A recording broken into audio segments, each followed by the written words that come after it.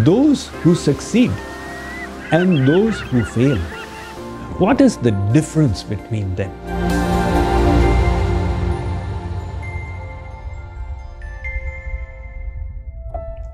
If you have ever seen a long jump event, you may have witnessed the spectacle of the runner coming to the jumping bar and then, rather than taking a leap, continuing to run. Do you know why it happens? Because mentally the runner thinks, I will not be able to leap the distance. And that negative thought prevents him or her from even attempting. The faith that we can do it is extremely important. We have discussed so many wonderful tools of life transformation. The journey is going to be an arduous one. In the process, it is natural that we will stumble and stumble often. However, if we fall, it should be only to learn the art of a better walking.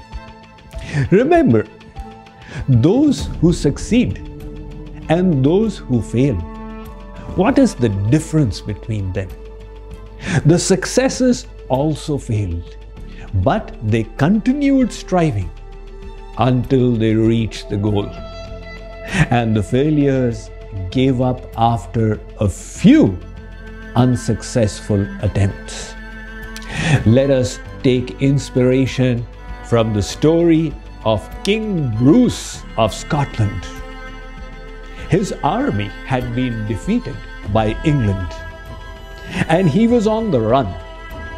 6 times he gathered his soldiers and attacked to regain his kingdom, but every time he failed.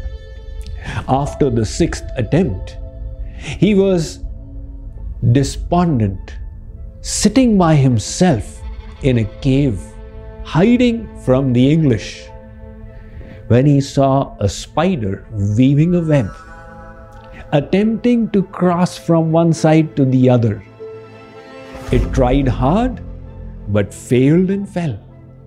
It did not give up. It climbed up again, but fell again.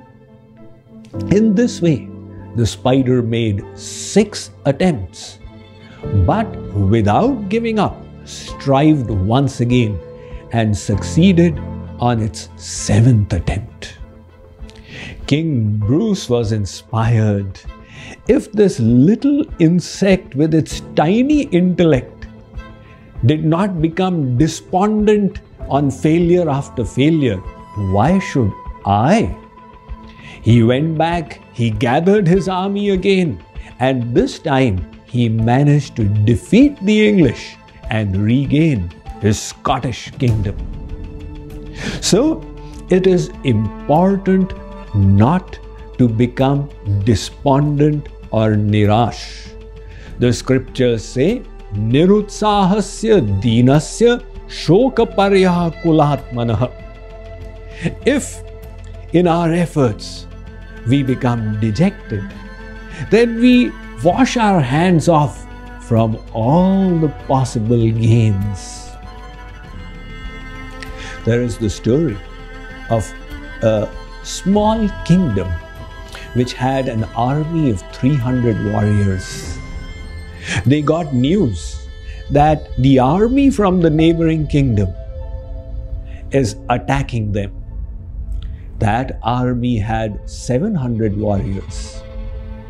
So they started discussing amongst themselves, is it worth fighting?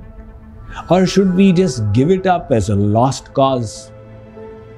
They went and asked the retired commander-in-chief of their army, should we engage in war or just surrender?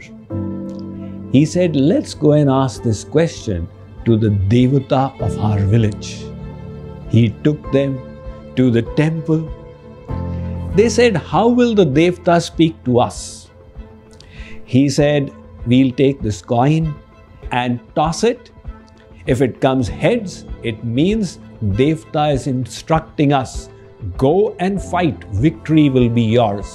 And if it comes tails, Devta is saying there is no point. He tossed the coin, it came heads.